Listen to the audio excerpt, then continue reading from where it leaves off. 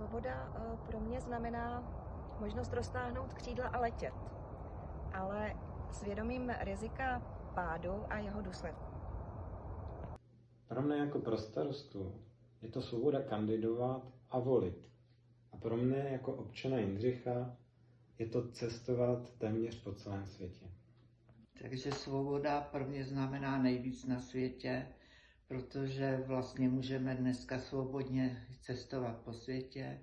Naše mládež může studovat v zahraničí, naši vědci můžou spolupracovat se Západem i Východem. Svoboda je pro mě, že si můžeš dělat cokoliv, co chceš. Svobodné volby a nikdo mě v tom neovlivňuje. Svoboda je, že si můžeme říkat, co chceme a nikdo nám v tom nemůže zabránit.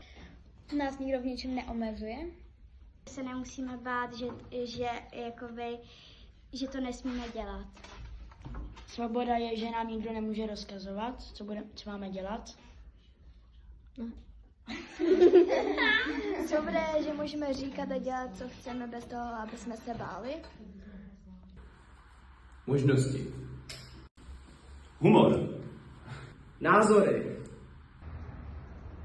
Učit pravdu.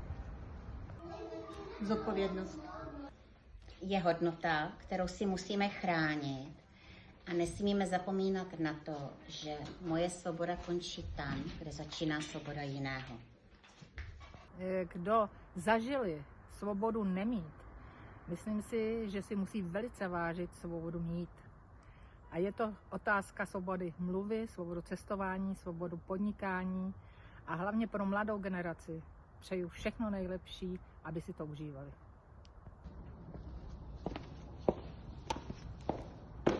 Tak si přijďte 17. 17 zavzpomínat, budeme se moc těšit.